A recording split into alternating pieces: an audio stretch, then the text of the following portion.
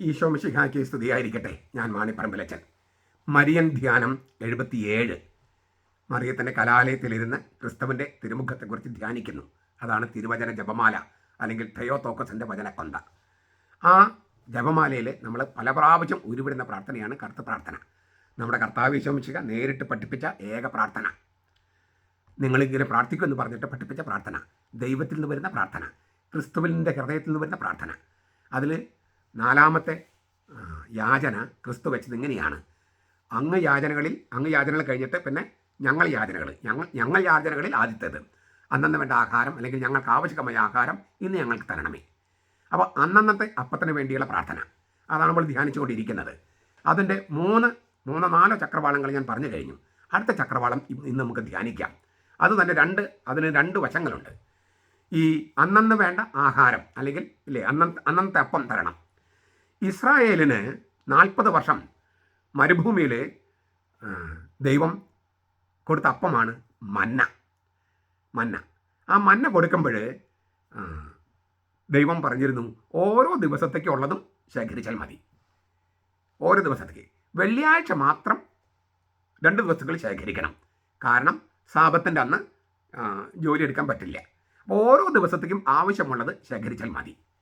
അപ്പോൾ ഈ മരുഭൂമിയിൽ ആ അലച്ചിലിനെ കർത്താവ് നിലനിർത്തിയിരിക്കുകയാണ് ഈ കർത്ത പ്രാർത്ഥനയിൽ. ഇസ്രായേലിൻ്റെ മരുഭൂമിയിൽ അലച്ചിലിനെ നിലനിർത്തിയിരിക്കുകയാണ് കർത്ത പ്രാർത്ഥനയിൽ. നിങ്ങൾക്ക് എൻ്റെ ധ്വനി മനസ്സിലാകുന്നുണ്ടാവോ? സ്വർഗത്തിൽ നിന്ന് ദൈവം അയച്ചു തരുന്ന അപ്പം തന്നെയാണ് മന്ന. പക്ഷെ ഓരോ ദിവസത്തേക്ക് ആവശ്യമായത് മാത്രമേ ഓരോ ഇസ്രായേൽക്കാരും ശേഖരിക്കാൻ അനുവാദമുള്ളൂ. പിറ്റേ ദിവസം സാബത്ത് ആചരിക്കാൻ അവസരം ഒരുക്കേണ്ടതിന് 6ാം ദിവസം മാത്രം 2 ദിവസത്തേക്ക് ശേഖരിക്കാം. പുറപ്പാട് 16 മുതൽ 22 വരെ. അപ്പം ഇതിൻ്റെ ഈ 2 അർത്ഥങ്ങളാണ് ഞാൻ പറയണേ. ഒന്ന്, ദൈവത്തിൻ്റെ നന്മയിൽ നിന്ന് പുതിയ ജീവൻ സ്വീകരിക്കുന്ന ഈ പുതിയ നിയമത്തിലെ പുതിയ ഉടമ്പടിയിലെ ശിഷ്യ സമൂഹം മരുഭൂമിയിൽ പോലും ദൈവം തീറ്റിപ്പറ്റിയ ദൈവജനത്തിൻ്റെ അലച്ചിലിൻ്റെ അനുഭവത്തിലായിരിക്കണം. അപ്പോൾ ഇപ്പോൾ നമുക്ക് എന്തെല്ലാം സമ്പത്തും സൗകര്യങ്ങളൊക്കെ ഉണ്ടെങ്കിലും മരുഭൂമിയിൽ അലച്ചിലിൻ്റെ ജീവിതം തന്നെയാണ് നമ്മുടേത്. അന്നന്ന് വേണ്ട അപ്പത്തിന് വേണ്ടിയുള്ള അലച്ചിൽ, അത് അംബാനിയാണെങ്കിലും അദാനിയാണെങ്കിലും ആരാണെങ്കിലും ഈ അലച്ചിലുണ്ട്. നമ്മൾ വിചാരിക്കുമ്പോൾ ഒരു കോടീശ്വരന്മാർക്ക് ഒരു ടെൻഷൻ ഇല്ല. ഈ തെരുവിൽ കിടക്കുന്നവർക്കാണ് ടെൻഷൻ ഇല്ലാത്തത്. അന്നന്നത്തെ അപ്പത്തിന് വേണ്ടിയുള്ള ടെൻഷൻ ഈ പറഞ്ഞാൽ എല്ലാവർക്കും ഉണ്ട്. അത് അപ്പം കഴിക്കാൻ വേണ്ടി മാത്രമല്ല, അവരിലൂടെ ഒരുപാട് പേര് അപ്പം കിട്ടുന്നുണ്ടല്ലോ. അത് കിട്ടണമെങ്കിൽ ഇവർക്ക് ഉറക്കമില്ലാത്ത രാത്രികളാണ്. അപ്പോൾ മരുഭൂമിയിലെ അലച്ചിൽ എന്ന് പറയുന്നത് ലോകത്തുള്ള സകല മനുഷ്യർക്കും കൊടുത്തിരിക്കുന്നതാണ്. എന്തിനാ? ദൈവത്തിൻ്റെ നന്മയിൽ നിന്ന് ആണ് നമ്മൾ ജീവിക്കുന്നത് എന്നുള്ള നിരന്തരമായിട്ടുള്ള നൈരന്തര്യമാർന്ന ഓർമ്മപ്പെടുത്തലാണത്. പുതിയ ഉടമ്പടിയുടെ പുതിയ ജീവൻ സ്വീകരിക്കുന്ന ശിഷ്യ സമൂഹവും മരുഭൂമിയിലെ അലച്ചിലിൽ ദൈവം തീറ്റിപ്പറ്റിയ ദൈവജനത്തിൻ്റെ ആ അനുഭവത്തിൽ തുടർന്ന് പോകണം. പുതിയ രീതിയിൽ ഈ അനുഭവം അലച്ചിൽ പുനർജനിക്കുകയാണ്. അതാണ് ഒന്നാമത്തെ അർത്ഥം. അത് പിന്നെ കർത്താവ് പിന്നെയും പറയുന്നുണ്ട്, ഓരോ ദിവസത്തേക്കും ഉള്ള വ്യഗ്രത മതി. നമ്മുടെ ശരീരത്തിന്, നമ്മുടെ ആരോഗ്യത്തിന് 2 ദിവസത്തെ ആകുലത താങ്ങാനുള്ള ശക്തിയില്ല, കരുത്തില്ല. ഓരോ ദിവസത്തിനും അതതിൻ്റെ ക്ലേശം താങ്ങാനുള്ള കരുത്തേ നമ്മുടെ മനസ്സിനും ശരീരത്തിനും ഉള്ളൂ. ഒരുപാട് വരുമ്പോഴാണ് നമുക്ക് ബാലൻസ് പോകുന്നത്. അതേസമയം ഭാവിയിലേക്ക് ആസൂത്രണം വേണം. അതൊന്നും വേണ്ടെന്ന് കർത്താവ് പറഞ്ഞിട്ടില്ല. നിങ്ങളൊരു ഗോപുരം പണിയാൻ ഇച്ഛിക്കുമ്പോൾ അത് പൂർത്തിയാക്കാൻ വേണ്ട വക ഉണ്ടോ എന്ന് ആദ്യമേ ഇരുന്ന് എണ്ണി നോക്കണം. ഉണ്ടെങ്കിലേ ഈ ഗോപുരവും കെട്ടിടപ്പണിക്കും പോകാവൂ എന്നാണ് കർത്താവ് പറഞ്ഞത്. നല്ല ആസൂത്രണം വേണം, പക്ഷെ വ്യഗ്രത വേണ്ട. വ്യഗ്രത ഓരോ ദിവസത്തേക്കുള്ളത് മതി. പിന്നെ ഒരു കാര്യം കൂടിയുണ്ട്, ഈ മന്നയുടെ ദൈവശാസ്ത്രം. എന്തിനാണ് മന്ന നൽകിയത്? മോശ തന്നെ അതിന് വ്യാഖ്യാനം നൽകിയിട്ടുണ്ട്. നിയമാവർത്തന പുസ്തകം 8ാമത്തെ അധ്യായം 2 മുതലുള്ള വാക്യങ്ങളിൽ, നിന്റെ ദൈവമായ യാഹ്വേ നിന്നെ എളിമപ്പെടുത്താനും തൻ്റെ കൽപ്പനകൾ അനുസരിക്കുമോ ഇല്ലയോ എന്നറിയാനും നിന്നെ പരീക്ഷിച്ച് നിന്റെ ഹൃദയത്തിലുള്ളത് മനസ്സിലാക്കാനും വേണ്ടി നിന്നെ ഈ 40 സംവത്സരം മരുഭൂമിയിലൂടെ നിങ്ങൾ നടത്തിയ വിധമെല്ലാം നീ ഓർക്കണം. അവിടുന്ന് നിന്നെ എളിമപ്പെടുത്തുകയും വിശപ്പറിയാൻ വിടുകയും മനുഷ്യൻ അപ്പം കൊണ്ട് മാത്രമല്ല യാഹ്വയുടെ വായിൽ നിന്ന് പുറപ്പെടുന്ന സകല വചനം കൊണ്ടുമാണ് ജീവിക്കുന്നത് എന്ന് നിന്നെ ഗ്രഹിപ്പിക്കേണ്ടതിനും വേണ്ടി നിനക്കും നിന്റെ പിതാക്കന്മാർക്കും അപരിചിതമായിരുന്ന മന്ന കൊണ്ട് നിന്നെ പോഷിപ്പിച്ചു. എത്ര മനോഹരമായ വ്യാഖ്യാനമാണ് മോശ നൽകുന്നത്. നിങ്ങൾക്കത് വായിച്ചു നോക്കാം. നിയമാവർത്തന പുസ്തകം 8ാമത്തെ അധ്യായം 2-3 വാക്യങ്ങൾ. വാസ്തവത്തിൽ ഈ വചനത്തിലേക്കാണ് പിശാച് തന്നെ പരീക്ഷിച്ചപ്പോൾ കർത്താവ് കൈ ചൂണ്ടി പറയുന്നത്, മനുഷ്യൻ അപ്പം കൊണ്ട് മാത്രമല്ല ജീവിക്കുന്നത്, ദൈവത്തിൻ്റെ വായിൽ നിന്ന് പുറപ്പെടുന്ന ഓരോ വചനം കൊണ്ടുമാണ്. ഇത് ഈ നിയമാവർത്തന പുസ്തകം എന്ന് പറയുന്നത് കാനാൻ ദേശത്ത് പ്രവേശിക്കാൻ ഇപ്പോഴത്തെ ഇസ്രായേൽ അവിടെ പ്രവേശിക്കാൻ പോകുന്നതിന് തൊട്ട് മുമ്പാണ് ഈ മോശ ഇത് കൊടുക്കുന്നത്, ഈ ഉപദേശം കൊടുക്കുന്നത്. കാനാൻ ദേശത്ത് പാപം ചെയ്യാൻ പ്രലോഭനം ഉണ്ടായാൽ അതിന് പ്രതിരോധിക്കാനുള്ള മരുന്ന് മുൻകൂട്ടി നൽകുകയാണ്. എന്താണ്? ചരിത്രം ഓർക്കുക. മരുഭൂമിയിലെ ചരിത്രം ഓർക്കുക. ചരിത്രത്തിൽ ദൈവം ചെയ്തത് ഓർക്കുക. അതാണ് മരുന്ന്. പ്രലോഭനം ചെയ്യാൻ കാനാൻ ദേശത്ത്, തേനും പാലും ഒഴുകുന്ന കാനാൻ ദേശത്ത് പ്രലോഭനമുണ്ടായാൽ, പാപം ചെയ്യ പ്രലോഭനമുണ്ടായാൽ ഓർമ്മ വേണം, ചരിത്രം ഓർമ്മ വേണം, ദൈവം ചരിത്രത്തിൽ ചെയ്ത കാര്യം ഓർമ്മ വേണം. അതാണ് ഒന്നാമത്തെ കാര്യം. ഈ പറയുന്നൊരർത്ഥം. ഓർമ്മ എന്ന് പറഞ്ഞാൽ വിശ്വസ്തതയിലേക്ക് നയിക്കുന്ന സ്മരണയാണ്. മറവി അവിശ്വസ്തതയിലേക്ക് നയിക്കും, ഓർമ്മ വിശ്വസ്തതയിലേക്കും. അവിശ്വസ്തത ദുരന്തമായി മാറും. മരുഭൂമിയിൽ ദൈവത്തിലല്ലാതെ മറ്റൊരാശ്രയം അവർക്കില്ല. ആമോസ് 5:25, ഹോശയ്യ പ്രവാചകൻ 2:14-15 ഇല്ലേ? മരുഭൂമിയിൽ ഒരു നിവൃത്തിയില്ല, ദൈവമല്ലാതെ മറ്റൊരാശ്രയമില്ല. പക്ഷെ കാനാൻ ദേശത്തെത്തിയാൽ, തേനും പാലും ഒഴുകുന്ന ദേശത്ത് ദൈവമില്ലാതെയും ജീവിക്കാമെന്ന പ്രലോഭനം നേരിടും. അവിടെ സമ്പത്തുണ്ട്, പദവിയുണ്ട്, സകല സൗകര്യങ്ങളുണ്ട്. അപ്പോൾ ദൈവമില്ലാതെയും ജീവിക്കാം എന്ന പ്രലോഭനം ഉണ്ടാകും. നമ്മൾ ഈ സമ്പന്ന രാജ്യങ്ങളിലൊക്കെ പ്രലോഭനം വല്ലാതെ ഉണ്ടല്ലോ.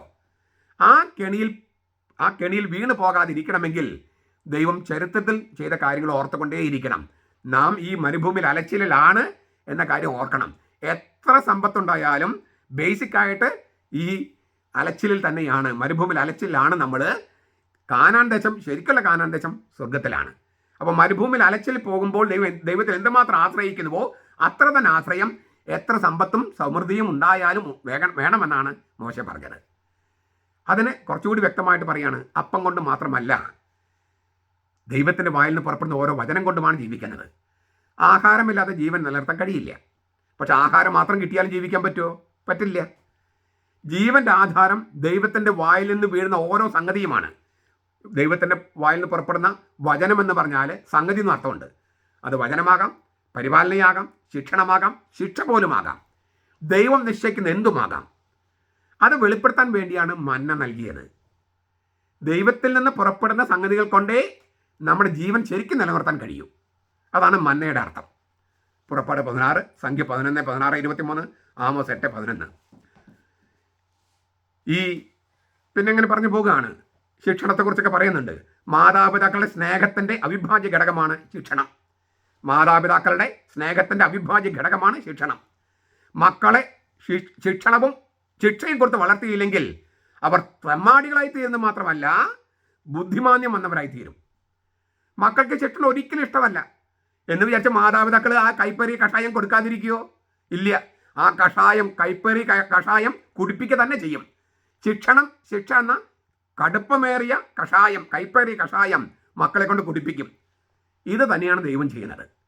ഇങ്ങനെ ശിക്ഷണം കൊടുക്കാതെ വളർത്തിയത് കൊണ്ടാണ് നമ്മുടെ വൈദികർ, അത് എറണാകുളം അങ്കമാലി അതിരൂപതയിൽ മാത്രമല്ല, എല്ലാ കോൺഗ്രിഗേഷനിലും എല്ലാ രൂപതയിലും ഈ ശിക്ഷണം കൊടുക്കാതെ വളർത്തുന്നത് കൊണ്ടാണ് ബുദ്ധിയില്ല തെമ്മാടികളാകുന്നത്. എല്ലാവരും അല്ല, കുറച്ച് പേര്. ഞാൻ ആവർത്തിക്കുക, വാഗ്ദാന ദേശം തേനും പാലും ഒഴുകുന്നതാണ്, നല്ല നാടാണ്, ഫലഭൂയിഷ്ടമാണ്. പക്ഷേ ദൈവത്തെ മറക്കാനും വിശ്വാസം ത്യജിക്കാനും പ്രലോഭനം ഉണ്ടാകുന്നതും അത്തരം നാട്ടിലാണ്. അതിനാൽ അഹന്ത ഉപേക്ഷിച്ച് ദൈവവുമായി ബന്ധപ്പെട്ട് കഴിയാനുള്ള എളിമ ഉണ്ടാകണം. ഇതാണ് അന്നന്ന് വേണ്ട ആഹാരം ഇന്ന് ഞങ്ങൾക്ക് നൽകണമെന്ന് പറയുന്നതിൻ്റെ അർത്ഥം. രണ്ടാമത്തെ അർത്ഥം, അന്നന്ന് വേണ്ട ആഹാരം ഇന്ന് ഞങ്ങൾക്ക് നൽകണമെന്ന് പറഞ്ഞാൽ അഹന്ത ഉപേക്ഷിച്ച് ദൈവവുമായി ബന്ധപ്പെട്ട് കഴിയാനുള്ള എളിമ ഉണ്ടാകണം. ദൈവവുമായിട്ട് ബന്ധപ്പെട്ടാലേ ആത്മീയത ഉണ്ടാകൂ. ഈ ദൈവമായിട്ടുള്ള ടച്ച് പോയാൽ പിന്നെ ആത്മീയതയില്ല. ദൈവത്തെ മനസ്സിലാക്കാനും പറ്റില്ല, ദൈവത്തെ കൊടുക്കാനും കഴിയില്ല. അപ്പോൾ അന്നന്ന് വേണ്ട ആഹാരം ഇന്ന് നൽകണമെന്ന് പറയുമ്പോൾ ഈ രണ്ട് കാര്യങ്ങളും മനസ്സിലുണ്ടാകണം. 3-4 കാര്യം ഞാൻ മുമ്പ് പറഞ്ഞു, ഇന്ന് പറഞ്ഞ കാര്യങ്ങളും മനസ്സിലുണ്ടാകണം. മരുഭൂമിയിൽ അലച്ചിലാണ് നമ്മൾ.